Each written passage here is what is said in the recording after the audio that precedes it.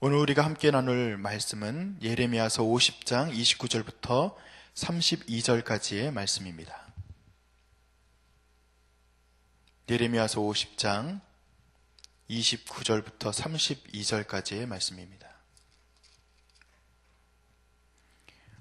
우리가 한 목소리로 예레미야서 50장 29절부터 32절까지 함께 봉독하도록 하겠습니다. 활 쏘는 자를 바벨론에 소집하라. 활을 당기는 자여 그 사면으로 진을 쳐서 피하는 자가 없게 하라. 그가 일한 대로 갚고 그가 행한 대로 그에게 갚으리라. 그가 이스라엘의 거룩한 자 여호와를 향하여 교만하였음이라. 그러므로 그날에 장정들이 그 거리에 엎드러지겠고 군사들이 멸절되리라. 여호와의 말씀이니라. 주 만군의 여호와의 말씀이니라. 교만한 자여 보라. 내가 너를 대적하노니 너의 날 곧 내가 너를 벌할 때가 이르렀음이라. 교만한 자가 걸려 넘어지겠고 그를 일으킬 자가 없을 것이며 내가 그의 성읍들에 불을 지르리니 그의 주위에 있는 것을 다 삼키리라. 아멘. 한 시대를 장악하고 그 주변에 있는 열국들을 떨게 만들었던 그런 바벨론에 대한 이야기가 계속해서 이어지고 있습니다. 그토록 강한 군대와 병거를 자랑하며 크고 작은 성읍들을 점령하며 속국으로 만들고 했던 그 나라에 대해서 이제 하나님의 때가 이르렀다라고 말씀하시면서 지금 계속해서 하나님의 역사, 하나님의 인도하심, 하나님의 또 손길, 그 만지심에 대해서 이야기가 계속 흘러가고 있는 것이죠. 시간은 무심한 강물처럼 흘러가는 것처럼 보입니다. 어떤 사람은 시간은 화살과 같다라고 이야기를 한 경우도 많죠. 우리도 벌써 2015년 연지가 엊그제 같은데 벌써 2주째 지나가고 있습니다. 그러나 이렇게 쉼없이 변화하고 쉼없이 흘러가는 것처럼 보이는 이 강물에 분명한 주인이 있습니다. 그것은 하나님이시죠. 바벨론의 멸망도 역시 역사를 이끌어 가시는 하나님의 한 계획 안에 포함이 되어 있는 것입니다. 그런데 멸망을 당할 때 이 멸망에는 분명한 이유가 있습니다. 그냥 멸망하는 것이 그냥 있다가 사라지는 것에 대한 이야기를 하는 것이 아니라 오늘 이유에 대한 것을 말하고 있는데 오늘 읽은 이 말씀 가운데 그 이유가 분명히 드러나 있습니다. 그 첫 번째 이유는 교만입니다. 오늘 계속해서 반복해서 나오는 단어 중에 교만이라는 단어가 보이잖아요. 교만했습니다. 여러분, 바벨론이라고 하는 이 나라가 교만할 조건이 굉장히 많습니다. 그 조건들을 조금 이야기하기 위해서 여러분 조금 이해를 돕기 위해서 여러분들에게 좀 이야기를 하자면 이런 법을 아시죠? 눈에는 눈, 이에는 이. 이런 법이 가장 먼저 기록된 법전이 있습니다. 그게 뭐냐면 함무라비 법전이라는 그것을 들어보셨죠? 루브르 박물관에 가면 그 함무라비 법전의 그 원형을 볼 수 있는데 그 함무라비가 이제 기원전 18세기 정도에 있었던 왕이고 기원전 18세기 경에 있었던 그 왕이 만들었던 법을 이제 돌에다가 새긴 거예요. 첫 번째 성문법이라고도 얘기를 하지만 여튼 그 함무라비 법전이 바벨론 겁니다. 혹시 이런 얘기 들어보셨어요? 세계 7대 불가사의 중에서 공중정원, 행인 갈든이라고 말하는 이 공중정원이라는 것이 있는데 그것도 바벨론 거예요. 지금은 문서로만 남아 있습니다. 그 공중정원. 여러분들이 생각할 때 공중에 이게 정원이 걸려 있는 거예요. 굉장히 큰 정원이 이렇게 밑에서 이렇게 어떻게 걸었던지 그거는 모양에 대해서 설명만 있지 발견은 못했어요. 근데 공중정원도 바벨론 겁니다. 혹시 바벨탑 아세요? 바벨탑 여러분 그림 많이 보셨죠? 근데 그것을 이제 지구라트라고 하는 것에서부터 원형을 그렸다 이제 얘기를 하는데 그 지구라트도 바벨론 겁니다. 그 바벨론의 그 베를린에 가면은 이슈타르 문이라는 것이 있어요. 이슈타르 문이 있는데 그 문의 높이가 14m. 문이 그렇다는 거예요. 14m짜리 문이고 높이가 그렇다는 거예요. 그리고 넓이가 30m입니다. 문 하나가. 근데 이 문은요 8번째 내성의 문이에요. 그러니까 문 하나가 성의 그냥 문 하나가 아니라 14m, 30m짜리 우리 뭐 동대문, 남대문 뭐 생각하시는 경우도 있는데 그것도 훨씬 문짝 하나가 그렇단 말이에요. 문짝이. 그게 8번째 내성의 문이에요. 기원전 한 6세기경에 그곳을 지나던 어떤 한 여행자가 기록한 것을 보면은 바벨론 성을 쭉 둘러싸고 있는 그 성벽들은요, 그 마차가 4대. 그러니까 마차라고 하면은 우리가 타고 다니는 차보다 조금 넓거나 조금 좁거나 하여간 비슷해요. 그러니까 차 4대가 지나다닐 수 있는 길. 근데 그 길이 어디에 나 있어요? 성벽 위에 나 있는 겁니다. 그러니까 여러분 만리장성 보면은, 만리장성도 보면은 이렇게 높이 쌓여져 있고 만리장성 위에도 이렇게 뭐 사람들이 다니기도 하잖아요. 거기 마차가 4대가 다닐 수 있는 넓이로 지어진 성벽이 쭉 둘러싸여 있는 그런 도시가 바벨론입니다. 그런데 여러분, 재밌는 것이 하나 있어요. 바벨론이 이렇게 큰 그 성으로서 성도 있고 문도 있고 여러 가지 문화도 있다라는 것이 이제 발견이 된 게 혹시 언젠 줄 아십니까? 자꾸 제가 질문하면은 괴롭게 앉아 계신 분들이 있는데,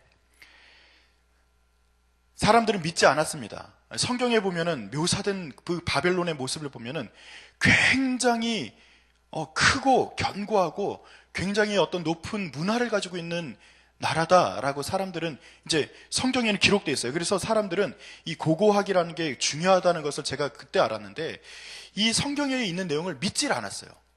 바벨론이라는 나라가 써있긴 써있는데 도대체 바벨론이 굉장한 나라라는 것에 대해서 그냥 어디 이 성경 말고도 다른 곳에 문헌에 있긴 있어요. 근데 이게 전설로만 떠도는 그런 나라구나라고 생각을 했습니다. 여러분들이 믿거나 말거나 그 나라가 발견된 것은 1899년입니다. 그러니까 이렇게 큰 도시가 1899년에 독일의 고고학자에 의해서 그가 그 바벨론을 발견하기 전까지는 그런 나라가 성경 안에서 진짜 가상의 나라처럼 써있는 나라로만 여겨졌어요. 로마나 헬라의 어떤 그런 문화들은 지금도 굉장히 많이 오픈되어 있고 역사적으로 기록적으로 그 당시 사람들에게 많이 알려져 있습니다. 근데 바벨론에 대한 것은 1899년 이전에는 그냥 문서로만 존재하던 나라였어요. 특히 성경 안에서 기록된 이 바벨론이라는 나라는 그냥 상상의 도시로서만 여겨졌던 그런 나라였다는 것이죠. 그때 이제 사람들이 무릎을 칩니다. 성경의 이야기가 진짜구나. 이렇게 큰 도시가 지금은 없단 말이죠. 사라졌단 말이죠. 왜요? 오늘 그 이유에 대해서 말한다 그랬어요. 왜 없어졌죠? 교만했기 때문입니다. 교만하다는 것에 대해서 여러분들은 그래, 교만이 그래 있지. 사람도 교만할 수 있고, 교만에 대한 여러 가지 여러분들이 이제 머릿속에 그리고 있는 이미지가 있을 겁니다. 근데 이 교만에 대해서 요한 카시아누스라고 하는 그 수도사가 이제 교만에 대해서 이야기를 할 때, 이런 교만, 여러분들이 그 7대 죄악이라고 말하면은 교만, 시기, 분노, 나태, 탐욕, 식탐, 색욕, 이것이 이제 7대 죄악이라고 이제 이야기를 하거든요. 근데 그 중에 이제 서열을 따지는 겁니다. 어떤 것이 제일 나쁘냐? 이제 이거 가지고서 얘기를 하는데, 아까 말했던 요한 카시아누스라고 하는 사람이 어떤 것이 그 중에서 제일 나쁘다라고 말했냐면은 교만이 제일 나쁘다라고 이야기를 했어요. 그러니까 사람들이 가지고 있는 그 여러 가지 그 7가지 죄악의 정체들이 있다면 그 중에 제일 나쁜 것은 교만이다라고 이야기를 했는데, 왜 그런지를 또 아십니까? 라고 물어보면 또 질문이잖아요. 왜 그런 줄 제가 얘기해 드릴게요. 왜 그러냐면은 다른 죄악들은 도덕이나 뭐 그 사람의 표현에 따르면은 천사나 도덕에 반항하는 것이지만, 교만은 하나님에 대해 직접 반항하는 것이다 라고 그가 이제 이야기를 하더라고요. 무슨 얘기냐면은 내가 교만하다 라는 것이 단지 나 좀 잘났어, 나 좀 뭐 이 정도 하지, 이런 정도의 이야기가 아니라 그 이면 깊은 곳에는 무엇이 담겨 있다는 거예요?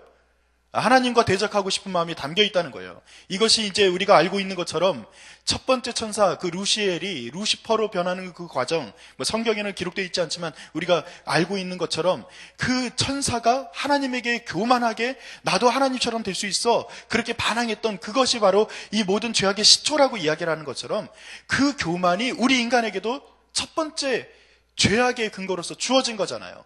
그 선악과를 따먹을 때 뭐라고 이야기했다 그랬죠? 너도 하나님처럼 눈이 밝아질 수 있어. 하나님처럼 될 수 있어. 이것이 첫 번째 교만이라는 정체, 죄의 근거라는 것입니다. 여러분 보세요. 바벨론이라고 하는 나라는 교만할 수밖에 없는 그런 조건들로 가득 차 있습니다. 그들은 권세가 있었습니다. 그들은 또 무엇이 있었습니까? 그들은 물질적인 풍요가 있었어요. 14m짜리 그 문 하나, 여러분 그냥 14m짜리 문이 그냥 문을 나무나 뭐 돌 같은 걸로 이렇게 쌓아서 만든 그런 정도의 문이 아니에요. 여러분들 그림을 나중에 사진을 찾아보시면 아시겠지만 거기다가 파란색 그 도료를 입히고요. 그곳에 용과 그 사자 이런 모양들이 가득 차 있습니다. 지금도 만들기 힘들 정도로 굉장한 문이에요. 근데 그게 몇 번째 문이라고요? 8번째 내성문이라고요. 큰 다른 문들에 비해서는 작은 문에 불과한 그 문 하나가 14m, 30m짜리 문짝 하나라는 거죠. 교만하죠. 이 정도면 저도 교만하겠네요. 이 정도 문화를 가지고 있고 함무라비 법전을 가지고 있고요. 여러분들이 지금 이게 이라크잖아요. 지금 바벨론 그러면 이라크거든요. 이라크에서 지금도 보면은 그 미개한 사람들처럼 뭐 이렇게 머리 이렇게 쓰고 나와서 총 들고 다니면서 이렇게 하니까 미개한 것들 이렇게 얘기하실지 모르지만 그 미개한 사람들이 이룬 그 문명이라고 하는 것은 거기서 천문학이 나와요. 여러분 그 지역에서 수학이 나와요. 그 지역에서 사상이 나와요. 여러분들이 지금 헬라에서만 이런 것들이 나왔다라고 생각하지만 여러분 천만의 말씀입니다. 헬라에서 나온 것은 사상적인 것이 많이 나왔지만 과학은요 오히려 이라크나 이란 쪽에서 더 많이 발전했어요. 여기서 과학적인 근거들이 나와요. 교만할 만하죠. 물질도 있겠다. 똑똑하겠다. 여러 가지 것들이 교만할 수밖에 없는 그런 조건들로 채워져 있습니다. 그러나 하나님은 이것에 분명히 오늘 꼬집어서 이야기합니다. 교만 때문에 너가 나를 대적했고 내가 너를 그래서 벌할 때가 이르렀다 라고 말입니다. 근데 참 재미있는 것은 그들이 교만하면서 또 한 가지를 더 가지고 있습니다. 무엇을 가지고 있었을까요? 교만은요 내부를 가득 채우는 거예요. 나의 안을 가득 채우는 겁니다. 그러니까 왜 채우냐면은 하나님이 없게 하기 위해서 채우는 인간의 근본적인 욕망이에요. 우리 안에 하나님이 있으면 안 돼요. 왜냐하면 하나님이 내 마음 가운데 찾아오면은 나는 하나님의 그 조명을 받는 사람이잖아요. 그러면 나의 정체가 드러나고 내가 하나님의 말씀을 따라야 되는 그런 거룩한 부담감이 생겨요. 근데 그것 자체가 싫단 말이에요. 그래서 내 안을 교만으로 가득 채웁니다. 하나님이 설 자리가 없도록 만들어요. 근데 이런 사람들은 또 있어요. 또 한 가지가 있는데 그것은 외부에서 일어나는 일들인데 내적인 것에서도 가득 채워놓고서 그 다음에 밖에서도 어떤 외적인 상황에서도 하나님이 없었으면 좋겠다라고 말하면서 한 가지를 더합니다. 이 교만한 사람이 아주 아이러니하게도 다른 것을 더 열심히 또 섬기기도 해요. 교만한 것이 누구를 대적한다 그랬어요? 하나님을 대적하는 거라 그랬잖아요. 내가 하나님보다 더 뛰어나지라는 생각까지는 아닐지 몰라도 하나님만큼은 되겠지라는 그 생각으로 가득 찼으면은 그러면 끝까지 무엇을 의지해야 돼요? 자기 힘 의지해야죠. 자기를 갖다가 더 믿고 살아가야죠. 근데도 이 사람들은 또 뭐래요? 하나님이 하나님이 설 자리가 아예 없도록 하기 위해서 우상도 섬깁니다. 그래서 바벨론의 그 주신이 누구냐면은 마르두크 이제 그렇게 이야기하는 신이 있어요. 바벨론의 정체성이 뭔지 아세요? 이 나라가 존재하는 이유는 마르두크라고 하는 그 신을 진짜 온전하게 섬기고 온전하게 따르기 위해서 세워진 나라다. 그 나라에 세워진 그 목표가 그거래요. 나라의 어떤 그런 우리나라는 홍익인간 정신 이런 게 있는 것처럼 그 나라의 정체성, 이 바벨론이라는 나라는 그냥 마르두크를 위해서 세워진 나라다. 이게 그들의 정체였다는 거죠. 여러분, 이것 때문에 하나님이 치신 거예요. 교만했죠. 우상을 만들었죠. 근데 우상 때문에, 그 마르두크라고 하는 신 때문에 존재하고 있는 이 바벨론이라는 나라를 하나님이 가만히 놔둘 이유가 없습니다. 바벨론은 무너져야만 했습니다.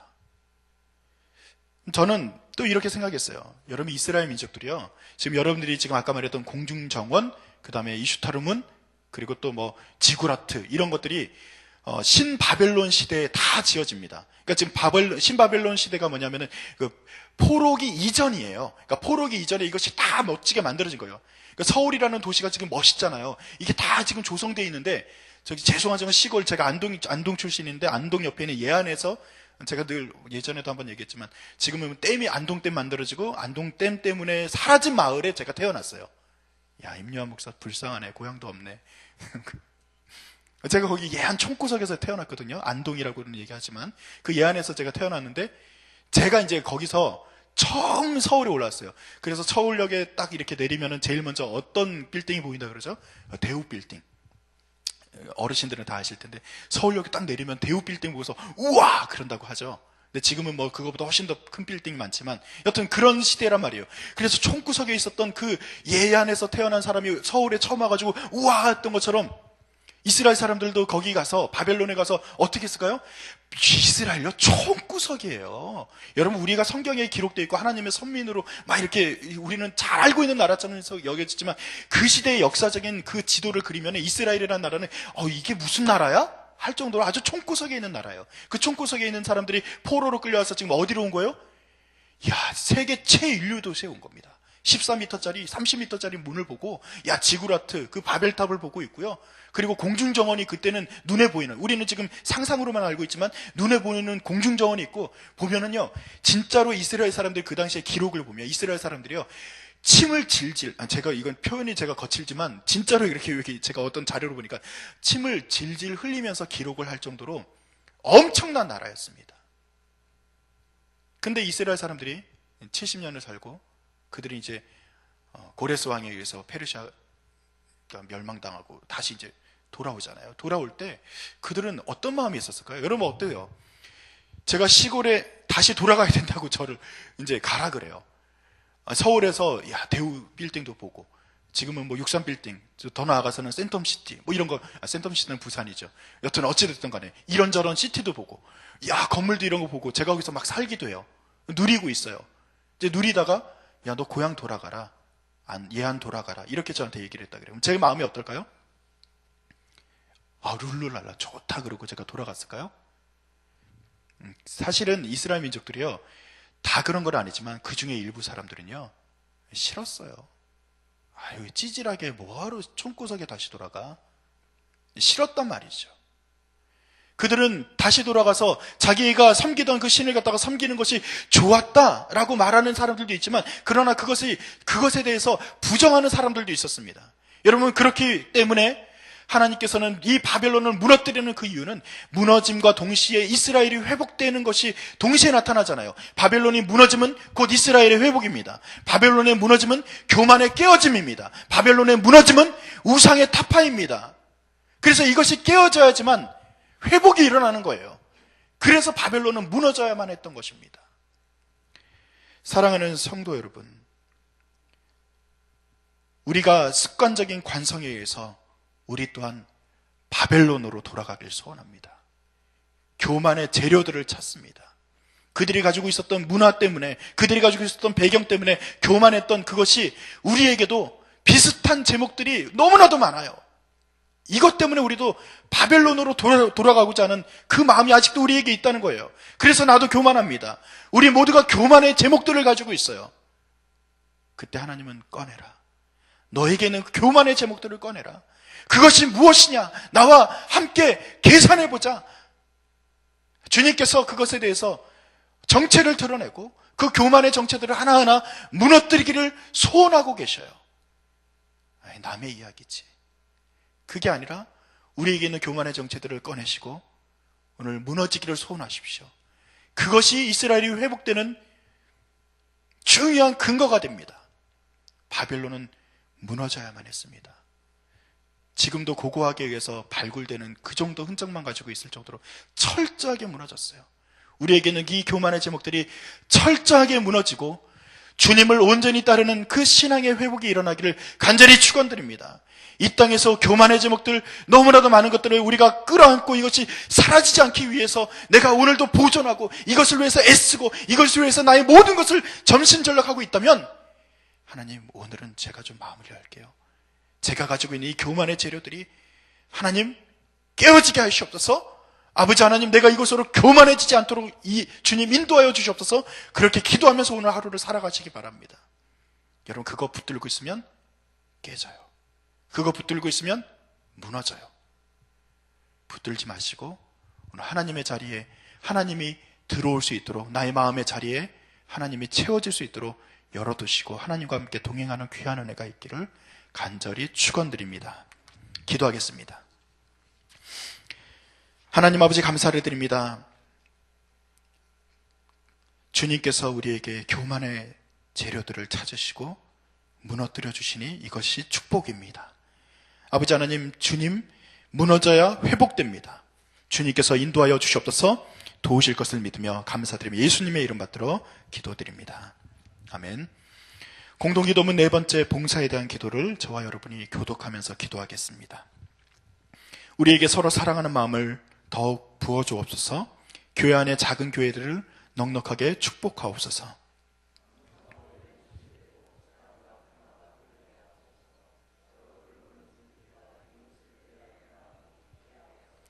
사회의 약자를 끌어안는 신앙적 어머니 공동체, 소외된 계층을 돌아보는 사회적 희망의 공동체, 올바른 가치를 살아내는 정신적 공의의 공동체이게 하옵소서. 우리 교회가 여기 있어 지역사회와 시대가 복되게 하옵소서. 아멘. 함께 주기도문 하시겠습니다. 하늘에 계신 우리 아버지, 아버지의 이름을 거룩하게 하시며 아버지의 나라가 오게 하시며 아버지의 뜻이 하늘에서와 같이 땅에서도 이루어지게 하소서. 오늘 우리에게 일용할 양식을 주시고 우리가 우리에게 잘못한 사람을 용서하여 준 것 같이 우리 죄를 용서하여 주시고 우리를 시험에 빠지지 않게 하시고 악에서 구하소서. 나라와 권능과 영광이 영원히 아버지의 것입니다. 아멘. 이 시간 다음과 같은 기도의 제목으로 기도해 주시기 바랍니다. 지금 들은 말씀이 내 삶으로 이어질 수 있도록 기도하십시오. 한 사람이 한 사람을 품고 기도하며 전도할 수 있는 기회를 갖게 하여 주시옵소서. 그리고 미자립 동역교회들을 축복하시고 부흥과 성장과 자립을 통해 주님의 영광이 될 수 있도록 인도하여 주시옵소서. 우리 교회가 올해 예배, 말씀, 기도, 선교회에서 열매 맺는 교회가 되기를 소원합니다. 물질과 건강의 문제로 고통당하는 이웃들에게 하나님의 위로와 회복의 역사가 나타나게 하여 주시옵소서.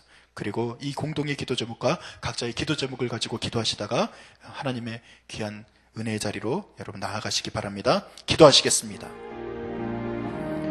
아버지 하나님, 감사를 드립니다. 주님께서 온전히 우리를 인도하시고 붙들어 주셔서 아버지 하나님, 우리가 교만할 수밖에 없는 그 수많은 제목들을 가지고 살아갑니다. 아버지 하나님, 그러나 주님께서는 우리에게 내려놓으라, 교만의 제목들을 내려놓으라, 하나님 주님과 함께 동행하자, 그렇게 이야기하고 계시는 것을 우리가 듣습니다. 아버지 하나님, 우리가 교만하며 살아가는 것이 아니라 온전히 하나님과 함께